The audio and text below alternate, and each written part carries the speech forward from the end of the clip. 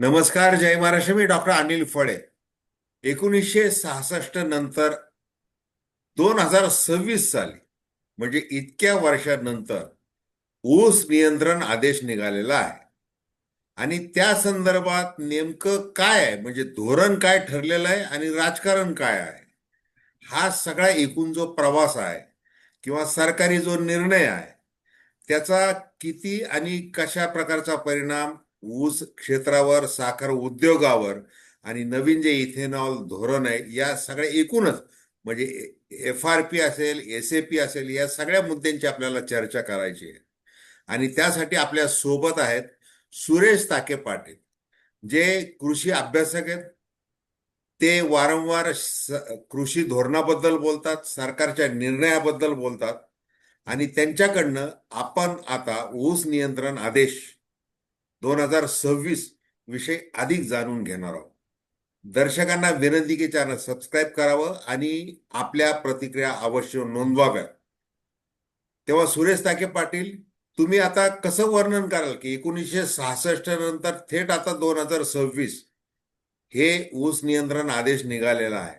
तुम्ही काय सांगाल? पहिली प्रतिक्रिया काय तुमची? ही प्रतिक्रिया अशी आहे माझी की साखर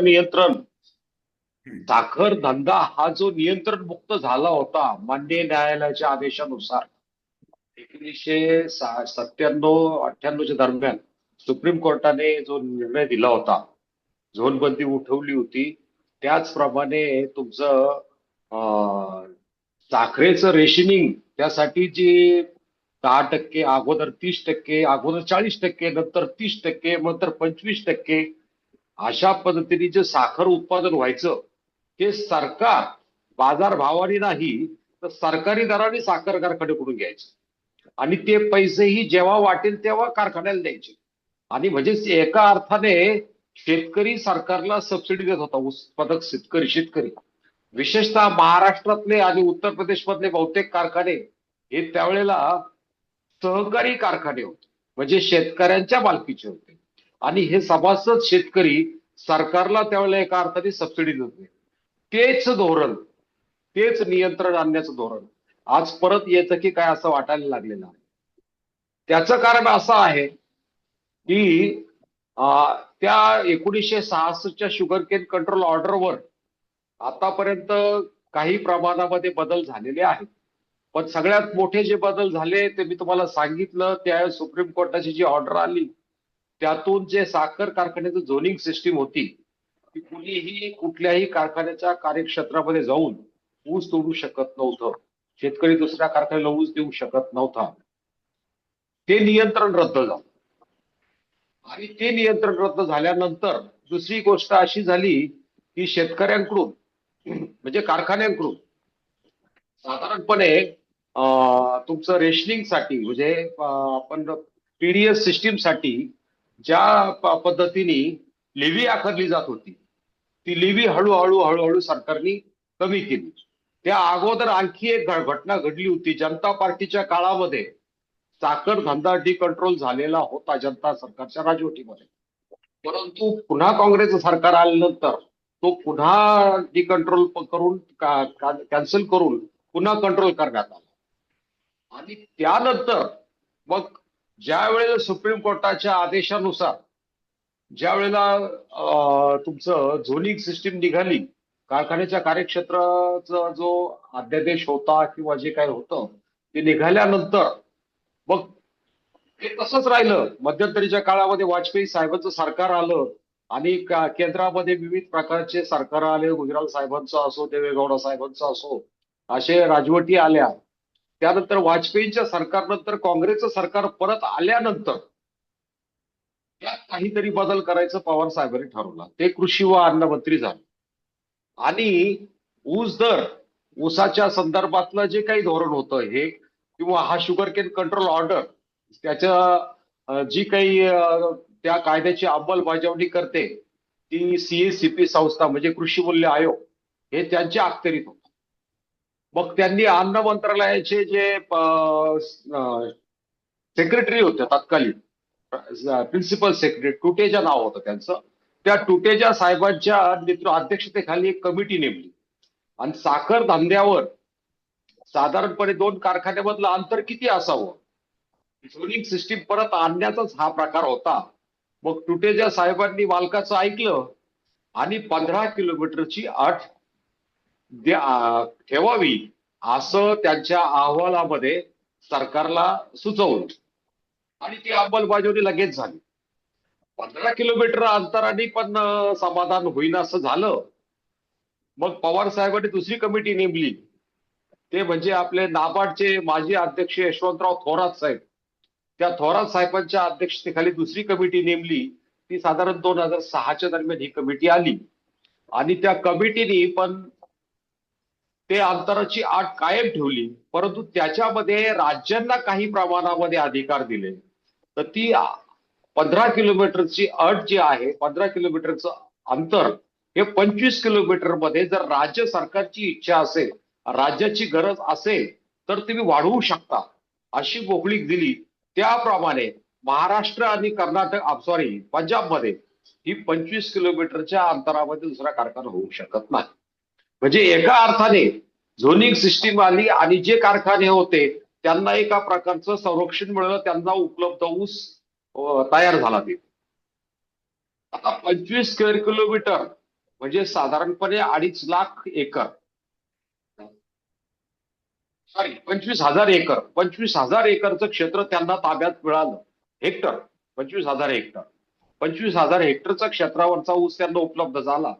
तर आता त्याच्याच मध्ये आता या जे नवीन आहे त्याच्यामध्ये 25 किलोमीटरच्या अटीवर शिक्कामोर्तब झालेला आहे. 25 किलोमीटरची अट जी आहे त्याच्यामध्ये साखर विक्री जी आहे, आता थोडक्यात जे डिकंट्रोल झालेलं होतं, बाजारामध्ये असलेल्या नफा तोटा किंवा मागणी पुरवठ्याच्या प्रमाणामध्ये कारखाने जे साखर विक्री करायचे त्यात पुन्हा आता सरकारचा हस्तक्षेप वाढणार आहे. सरकार सांगेल त्याच पद्धतीने कोटा सिस्टीम जी काँग्रेसच्या काळामध्ये 1990 पर्यंत 95 पर्यंत जी चालू होती ती कोटा राज परत येईल आणि त्यातून त्यातून पुन्हा शेतकऱ्यांचे प्रश्न तयार होणार आहे. कारण साखर विकल्यानंतर आज परिस्थिती कशी आहे हे सगळ्यात महत्वाचं सांगायची इथे गरज आहे. महाराष्ट्र आणि उत्तर भारत यामध्ये फरक असा आहे, त्या महाराष्ट्र आणि गुजरात पण आपल्या बरोबर आहे, कारण गुजरात हे पूर्वी आपल्या मुंबई स्टेटचा बराचसा भाग होता आणि गुजरातचे कारखाने आपल्याच पद्धतीने त्यांचं सध्याची वाटचाल आहे. उत्तर भारतामध्ये एसएपी आहे, एसएपी म्हणजे स्टेट ऍडमिनिस्ट्रेटिव्ह प्राइस, आणि महाराष्ट्रामध्ये एफआरपी आहे, फेअर अँड रेम्युनेटिव्ह प्राइस. आता ही फेअर अँड रेम्युनेटिव्ह प्राइस पूर्वी नव्हती. पूर्वी भारतभर एससीएमपी होती किंवा एमएसपी होती, मिनिमम सपोर्ट प्राइस.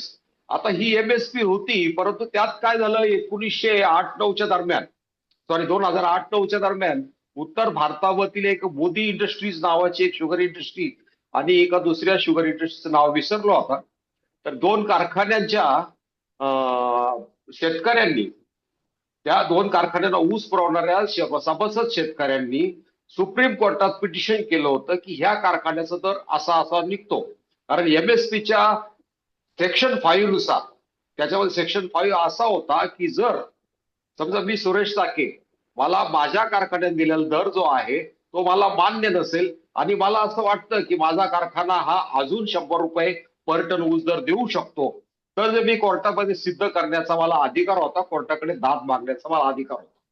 तसा त्या दोन कारखान्याच्या क्षेत्रातील शेतकऱ्यांनी मागणी केल्यानंतर तो जो प्रश्न तयार झाला होता, पेच तयार झाला होता, त्या पेचातून मार्ग काढण्यासाठी तत्कालीन कृषी मंत्री व अन्न मंत्री शरद पवार साहेबांनी एसएमपीच रद्द केली आणि ऊसाला फेअर अँड रिम्युनेटिव्ह प्राइस म्हणजे किमान आधारभूत किंमत काढून, किमान आधारभूत हा शब्द काढून तिथे तुमची फेअर अँड रेम्युनेटिव्ह प्राइसला शब्द मला आठवेना आता, एक उचित मूल्य असा शब्द प्रयोग करून ती एफआरपी दिली.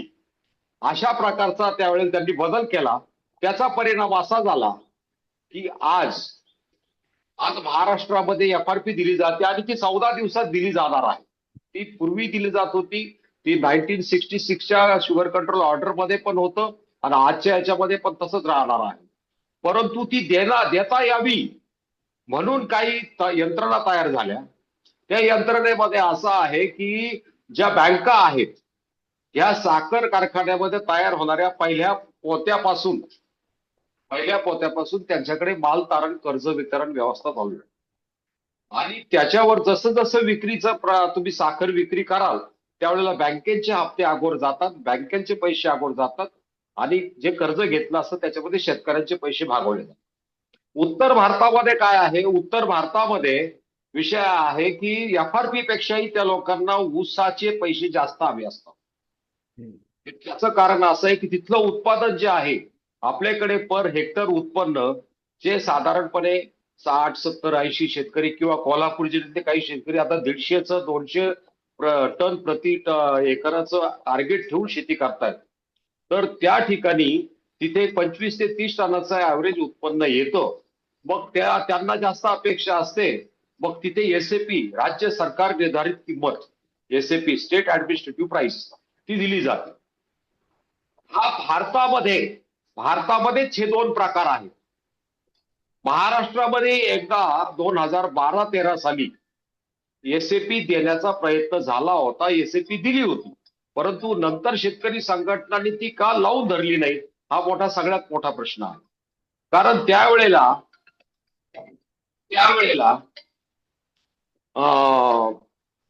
पश्चिम महाराष्ट्रासाठी 2100 रुपये, सातारा, पुणे आणि नगर या जिल्ह्यांसाठी 1850 रुपये आणि उर्वरित महाराष्ट्रासाठी आता आकडा आठवत नाही पण 1700 रुपये वगैरे अशी एसएपी दिली होती. त्यासाठी सरकारने मदत केली होती. हा एकमेव प्रसंग 2011-12 मध्ये एसएपी देण्याचा झाला होता. आता याच्यामध्ये सगळ्यात महत्वाचा विषय असा आहे की आज आयात व निर्यात धोरण याच्यामध्ये नवीन जी शुगर केन कंट्रोल ऑर्डर येते त्याच्यामध्ये आयात व निर्यात धोरण सरकार ठरवणार. मग आज कोण ठरवतं? सरकारच ठरवतंय. त्याच्यामध्ये दर कोसळणार नाही याची सरकार काळजी घ्या. आजही मोदी साहेबांनी साधारणपणे 5 वर्षापूर्वी साखर 3100 रुपयाच्या खाली विकायची नाही अशा पद्धतीने बंधन घालून ठेवलेलं आहे आणि साखर आज साधारणपणे 37-38 रुपये पर क्विंटल आहे. आता इथेनॉलच्या संदर्भामध्ये याच्यामध्ये विशेष बदल झालेला आहे या नवीन कंट्रोल ऑर्डरमध्ये, तो म्हणजे इथेनॉलचं ब्लेंडिंग करण्याचा अधिकार सरकारचा वाढलेला आहे आणि इथेनॉलचं उत्पन्न हे शुगर कंट्रोल ऑर्डर नुसार आपल्याला शेतकऱ्यांना त्याचा लाभ मिळणार आहे. परंतु तो किती प्रमाणात मिळणार आहे हाही सगळ्यात महत्वाचा विषय आहे. आणि आता तुम्ही मक्याला तुम्ही मक्यापासून इथेनॉल करता, ते इथेनॉल वाढल्यानंतर साखरेपासून ऊसापासून केलेले इथेनॉल किती प्रमाणावर परिणाम होईल? आज मला वाटतं तो परिणाम होत आहे. मध्य प्रदेशमध्ये मक्यापासून इथेनॉल करण्याची कारखाने मोठ्या प्रमाणावर निघालेले आहेत आणि त्याचा परिणाम महाराष्ट्रातील ऊस कारखान्यांनी, साखर कारखान्यांनी तयार केलेलं इथेनॉल जे आहे त्याची उचल कमी होते. म्हणजे तयार झालेला माल लवकर उचलला जात नाही असं साखर कारखानदारांची ओरड आपल्याला वर्तमानपत्रातून दिसते.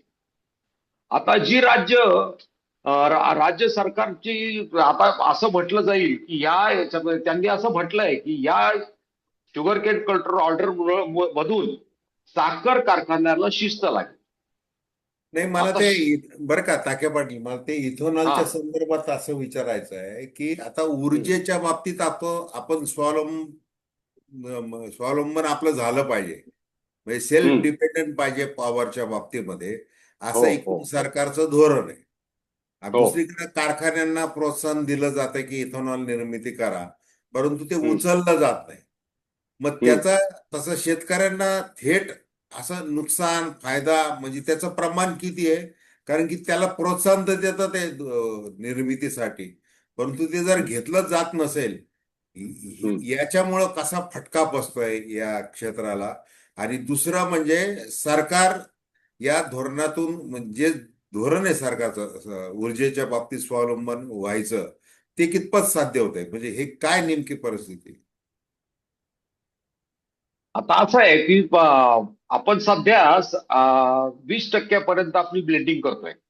हा. पेट्रोलच्या 20% आपण ब्लेंडिंग करतो. जर ब्लेंडिंगचं प्रमाण जर वाढवलं, त्याच्यामध्ये मिसळण्याचं प्रमाण जर आपण वाढवलं साधारण 5%, 10%, तर उचल पण मोठ्या प्रमाणात. उचल झाल्याशिवाय पैसे मिळत नाही कारखान्याला. कारखान्याला पैसे मिळाले नाही तर शेतकऱ्यांना पैसे मिळत नाही. म्हणजे अशा चक्रामध्ये हा व्यवसाय गुंतलेला आहे. उचल वाढवण्यासाठी ब्लेंडिंगची टक्केवारी, जसं ब्राझीलमध्ये साधारणपणे 60%, 65% ब्लेंडिंग होते. काहींनी तर काही वाहनं अशी त्यांनी तयार केली का ज्याच्यामध्ये 85% इथेनॉल सुद्धा वापरता येऊ शकतं. इतक्या प्रमाणावर तिथे बदल झालेले आहेत. परंतु आपल्याला ते झेपेल का? कारण आपली लोकसंख्या ही फार मोठी आहे आणि आपल्या लोकसंख्येला पुरणारा, आज जर तुम्ही त्याच्यातून सगळंच जर ऊर्जा निर्मिती केली तर अन्नाचं काय? 140-45 कोटी लोकांना, तोंडांना पुरेल एवढं अन्न आपण निर्माण करू शकू का? हा एक सगळ्यात मोठा प्रश्न हा या निमित्तानं विचारावंसं वाटतो किंवा मनात येतो.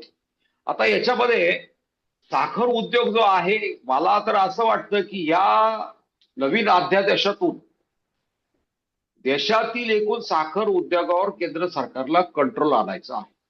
नाही ताके पाटील, मला तुम्ही ते एक तुम्हाला डिस्टर्ब करतो मी. ते नितीन गडकरी ब्राझीलला गेले होते हो. या इथेनॉलच्या संदर्भात अभ्यास करायला, एवढंच मला सांगायचं आहे. हा, पुढे बोला आता. ते आता सगळ्यात अगोदर इथेनॉलचा विषय जर काढला तर तो ब्राझील पासूनच सुरू होतो. कारण ब्राझीलनी सगळ्यात अगोदर इथेनॉलचा वापर वाहनामध्ये इंधन म्हणून सुरू केलेला आहे. आणि त्याच्यानंतर साधारणपणे 77-78 मध्ये आपले एम के अण्णा पाटील, बेलगंगा साखर कारखान्याचे चेअरमन, आपल्या नगर जिल्ह्यातील प्रवरा सहकारी साखर कारखान्याचे माजी कार्यकारी संचालक, यांनी हा प्रस्ताव प्रथम इंदिरा गांधींसमोर मांडलेला होता. एक मिनिट मागं जातो फक्त. परंतु त्यावेळेला महाराष्ट्राचं धोरण असं होतं, भारताचं धोरण असं होतं इंधनाच्या बाबतीमध्ये, आपण इराक आणि इराण या दोन देशांना अनाज के बदले तेल घेतो. तो काय कल्पनाथ काय? राय नावाचा मंत्री तुम्हाला आठवत असेल, त्यांनी त्याच्यातही भ्रष्टाचार केला होता. राजीव गांधी मंत्रिमंडळात ते कल्पनाथ राय होते आणि त्यांनी त्यात आपण आपण इराण आणि इराकला तेल अन्न द्यायचो आणि त्याच्या बदल्यात तेल घ्यायचो. त्याच्यामुळे आपल्या तेलाचे दर जे आहे सरकार सांगेल त्या प्रमाणात वाढायचे. आजचे तेलाचे दर जे आहे ते आंतरराष्ट्रीय बाजार मूल्याप्रमाणे वाढतात. त्यावेळेस तसं नव्हतं. परंतु 1995 साली आपण WTO वर सही केली, जागतिक व्यापार करारावर सही करून आपण ज्या वेळेला त्याच्यात सहभागी झालो, त्यानंतर जे बदल झाले त्यात त्यात पुढचा हा भाग आहे. त्यावेळेला मग इंदिराजी गांधींनी एम के अण्णा पाटलांच्या म्हणण्याकडे दुर्लक्ष केलं. नंतर मोदी, आपलं अटल बिहारी वाजपेयी सरकारमध्ये राम नाईक साहेब ज्या वेळेला पेट्रोलियम मंत्री झाले आणि त्यांच्या समोर एम के अण्णा पाटील साहेबांनी हा प्रस्ताव ठेवल्यानंतर त्यांनी त्या प्रस्तावावर अभ्यास केला किंवा काही कमिट्या नेमल्या आणि त्यातून भारत सरकारने आपल्या देशाचं इथेनॉल धोरण आणलं. त्याच्यानंतरही परत काँग्रेस आल्यानंतर आता आपल्या मी ज्या तालुक्यामध्ये आहे, आमच्या अशोक सहकारी साखर कारखान्याचा इथेनॉल प्रकल्प 2003-04चा, परंतु तो प्रकल्प बंद पडला होता. नंतर काँग्रेस सरकार आलं. तो प्रकल्प सुरू करण्यासाठी शेतकरी संघटनेला आंदोलन करावे लागले. इथेनॉलचं ब्लेंडिंग वाढवा, इथेनॉलची उचल करा म्हणून शेतकरी संघटनेला आंदोलन करावी लागले आणि शेतकरी संघटनेच्या आडून पवार साहेबांनी ते धोरण पुन्हा हे करून घेतलं आणि इथेनॉलची परत आता हे सरकार इथेनॉलकडे लक्ष देत आहे. कारण काँग्रेसच्या राजवटीमध्ये वाहनांची संख्या आणि आजच्या वाहनांच्या संख्येमध्ये जवळपास चौपट फरक पडलेला आहे. त्यामुळं ते धोरण घेणं गरजेचं आहे. असाही बरं आता त्याच्यामध्ये विषय बरं आहे. आता तुम्ही ते कर्जाचं सांगत होते, कर्ज स्थिती एकूण सगळं जे आहे, कारखान्यांची कर्जबाजारी स्थिती वाढत चाललेली आहे. यासाठी ह्या आदेशाचा कितपत उपयोग आहे? आता केंद्र सरकारने जे काही कारखान्यांना कर्ज देण्यास नकार दिलेला आहे, महाराष्ट्रातले अनेक नावं आलेले आहेत त्याच्यामध्ये, तर या संबंधी सांगा. म्हणजे नेमकं काय ह्या आता धोरणाचा काय त्याची परिणाम होऊ शकतो? आता याच्यामध्ये कर्ज कर्ज जे आहे कारखान्यांना, हे कारखान्यांना कर्ज दिलं जातं, ते जिल्हा सहकारी बँक व राज्य सहकारी बँक या माध्यमातून कर्ज वितरण केलं जातं. परंतु साखर धंद्यामध्ये किंवा एखादा कारखाना उभा राहिलेला आणि त्या कारखान्याला जर काही सॉफ्ट लोन म्हणजे कमीत कमी व्याजदरावर जर काही कर्ज हवं असेल, तर ते शुगर डेव्हलपमेंट फंड जे अन्न मंत्रालयाच्या अखत्यारीमध्ये आहे, त्या शुगर डेव्हलपमेंट, त्याला एचडीएफ लोन म्हणतात, ते ऊस विकास निधी, म्हणजे भारतामध्ये निर्माण होणाऱ्या प्रत्येक साखर पोत्यावर 1 रुपया आकारला जातो आणि तो साखर विकास निधीमध्ये जमा केला जातो. त्यातून जे 3-4 हजार कोटी रुपये भारत सरकारकडे जमा झाले देशाच्या अन्न मंत्रालयाकडे, ते पैसे साखर व्यवसायाच्या विकासासाठी, त्या कारखान्याच्या विकासासाठी, डेव्हलपमेंट साठी कर्ज दिलं जाते, डे टू डे एक्सपेंडिचर साठी नाही. काही डेव्हलपमेंट करायची असेल, काही नवीन प्रकल्प विस्तार करायचा असेल, तर ते कर्ज दिलं जातं. परंतु ते कर्ज कमीत कमी मला असं वाटतं की 4% व्याजदर, आता किती माहित नाही, पण 4%च असावा. 4% व्याजदराने ते कर्ज दिलं जातं. दुसरी गोष्ट, एक सहकार विभागाचं कर्ज आहे. ते कर्जही पण सॉफ्ट लोन आहे. ते पण कमीत कमी व्याजाने दिलं जातं. साखर कारखाने आजच्या स्थितीमध्ये माझं मत असं आहे की तोट्यात नाहीत. तोट्यात आज नाहीयेत. नाहीये. मी अधिकारवाणीने सांगू शकतो की कारखाना तोट्यात नाही.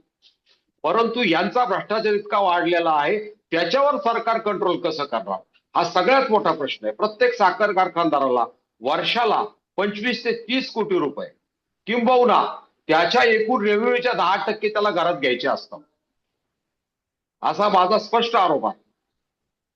आता आमच्याकडे तुमचा कारखान्याने तो आरोप लक्षात घेऊनच मला हे असं इथं सांगावं वाटतंय. आता काल त्या एमएससी बँक वगैरे ते सगळं ते म्हणजे क्लोजर रिपोर्ट आलेला आहे. खाजगी कारखाने विक्री, त्या सगळ्या राजकीय लोक वगैरे, ईडी अमुक धमुक, ते सगळं माहिती आहे तुम्हाला. तर मग याच्यामध्ये आता जे आजारी कारखाने पडतात ते कारखान्यांचं खाजगीकरण होणं, आणि मग तुम्ही हो. जे आता म्हणताय की कारखाने आता फायद्यामध्ये म्हणजे येऊ शकतात किंवा ते तोट्यामध्ये चालत नाहीयेत, म्हणजे हे त्याच्यानंतर दुसरं महाराष्ट्रामध्ये जर बोलायचं तर ते बोत्रे उद्योग समूह जो आहे त्यांच्याकडे बरेच कारखाने आता गेलेले आहेत एकट्याकडे. म्हणजे हे एकूण जे आहे तर, आणि आता जसं आता हे विद्यमान केंद्र सरकार आहे, अमित शहा हे त्याचे पहिले असं म्हणतात की ते पहिले सहकार मंत्री आहेत, आणि आता हा आदेश याच्यावर आपण बोलतोय, तर त्याविषयी सांगा. म्हणजे सहकारी म्हणजे लोकशाही मार्गाने आलेलं संचालक मंडळ, किंवा नंतर मग त्यांच्या नाकर्तेपणामुळे पडलेला आजारीपण, त्याच्यानंतर अगदी कमी भावात झालेली त्याची विक्री, पुन्हा खाजगीकरण, आणि पुन्हा साखरेचं उत्पादन, हे हे कसं तुम्ही वर्णन करा? धोत्रे साहेबांना कुठली जादूची कांडी सापडली ही मला माहिती नाहीये. त्यांना लक्ष्मी प्रसन्न झालेली आहे का शर्करा देवी प्रसन्न झालेली आहे, हे मला तरी माहिती नाहीये. पण चर्चा तर भरपूर ऐकतो. विषय असा आहे की साखर कारखाने आजारी जे पडतात, जर 25 किलोमीटरच्या अंतरामध्ये सरकारने 25 किलोमीटरची अट घालून दिलेली आहे ना, हो, तर ते त्या तुम्ही पंचवीस सांगितलंय. किलोमीटरच्या 25 किलोमीटरच्या त्रिज्येमध्ये जर तुमच्याकडे ऊस असेल, हम्म. उपलब्धता असेल ऊसाची, तो कारखाना आजारीच पडू शकत नाही, तो कारखाना तोट्यात जाऊच शकत नाही, असं माझं मत आहे. हम्म. कारण कारण मी एकच मिनिटात त्याची हे सांगतो तुम्हाला. साधारणपणे साधारणपणे 6 लाख टन क्रशिंग केलं, तर त्या कारखान्याने जर काटामारी केली नाही, 6 लाख टनाचं व्यवस्थित वजन केलं आणि उतारा चोरी केली नाही, त्याच्यापासून 11.5% रिकव्हरी आपण धरली, आपण कोल्हापूरची 12.5-13 म्हणणार नाही, 11.5% रिकव्हरी केली, तर साधारणपणे 6,90,000 पोती साखर तयार होते, क्विंटल. बर. आणि त्याचा 35 रुपयाने जर दर धरला, तर 240-42 कोटी रुपयाची साखर होते. त्याच्यापासून 1 टन ऊसापासून साधारण 38 ते 40 किलो बळी धरली, तर साधारण 24,000 टन मळी तयार होते. आणि बागेचा हिशोब केला साधारण, तर त्याच्यामध्ये 300 किलो प्रति टन बागॅस जर धरला तर सावित्रिक 18 म्हणजे 1,80,000 टन बागॅस तयार होतो. आणि याचं जर मूल्यांकन केलं आणि त्या कारखान्याचा उत्पादन खर्च जर गणदेवी सहकारी साखर कारखाना नवसारी गुजरातचा आज त्यांनी 4,700 भाव दिलेला आहे, त्या बर कारखान्याच्या उत्पादन खर्चाप्रमाणे उत्पादन खर्च धरला तर तो कुठलाही कारखाना ज्याला 25 किलोमीटरच्या रेडियस मध्ये ऊस आहे तो कारखाना तोट्यात जाणार नाही, किंबहुना तो शेतकऱ्यांना लाभांश देईल असं माझं मत. परंतु मी मागाशी जसं म्हटलं की याच्यामध्ये चोऱ्या जास्त आहेत, यंत्रणा किडलेली आहे. आता आमच्या कारखान्याने तुम्हाला आश्चर्य वाटेल की ऑफ सीझन मध्ये इकडे आता नवीन ट्रेंड चालू झाला. ऑफ सीझन मध्ये कारखान्याच्या कामगारांना ले ऑफ द्यायची पद्धत चालू झाली. ले ऑफ, टाळेबंदी जाहीर करता येते, घरी घरी पाठवून देता येते. वस्तुतः हे जे जॉब वर्क करून काम करतात, आपल्या तालुक्यामध्ये श्रीरामपूर तालुक्यामध्ये हरेगाव आणि टिळकनगर हे असे 2 कारखाने होते जे बंद काळामध्ये जे काही त्याचं जे पॅन असेल, इव्हॉपरेटर असेल, बॉयलर्स असतील, त्याच्या ट्यूब्स असतील, त्याचं डिस्केलिंग वगैरे जे कामं केली जातात ती कामं स्वतः त्यांच्या कामगारांकडून कर्मचाऱ्यांकडून करून घ्यायचे.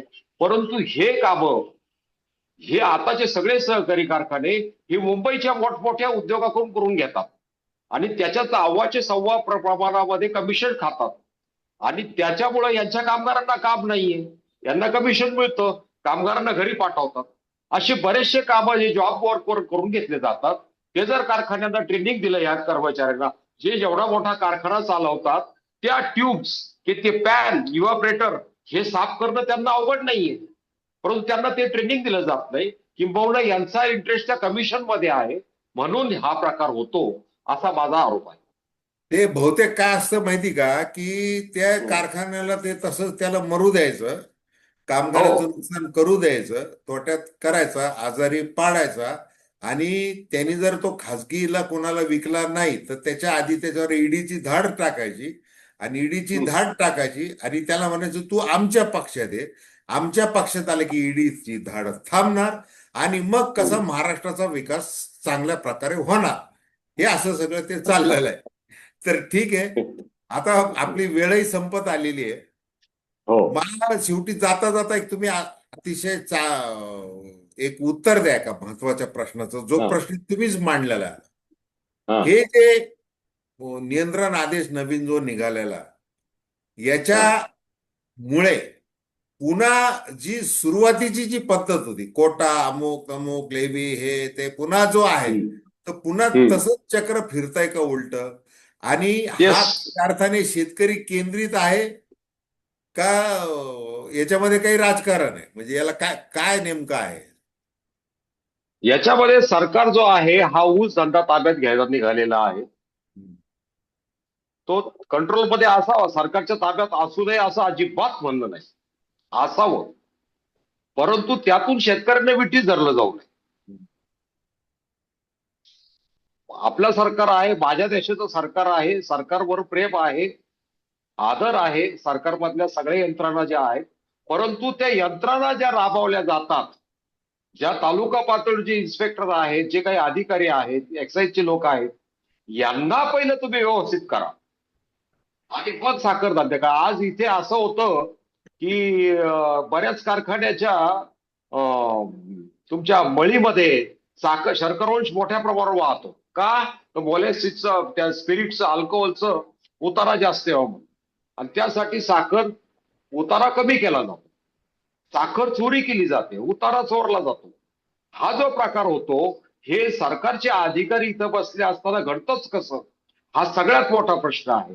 मी काय म्हणणार नाही हे रामराज्य आहे, मी काय म्हणणार नाही ही शिवशाही आहे, परंतु परंतु जर आपण तिसरी महाशक्ती, चौथी महाशक्ती होण्याचा आपण जर प्रयत्न करतो तर त्यांचा प्रामाणिकपणाचा काही भाग तरी आपल्याला अंगीकारावाच लागेल.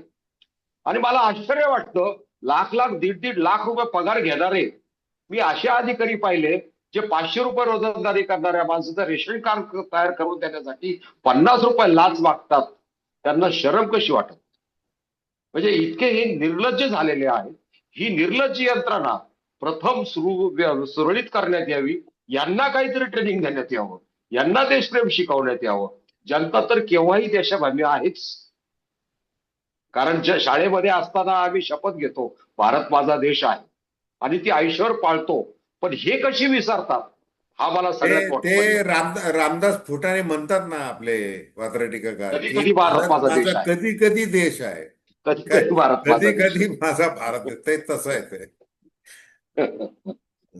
चला, ठीक आहे. खूप खूप धन्यवाद. तुम्ही जवळपास अर्धा तास चांगल्या प्रकारे हा नवीन विषय मांडलेला आहे.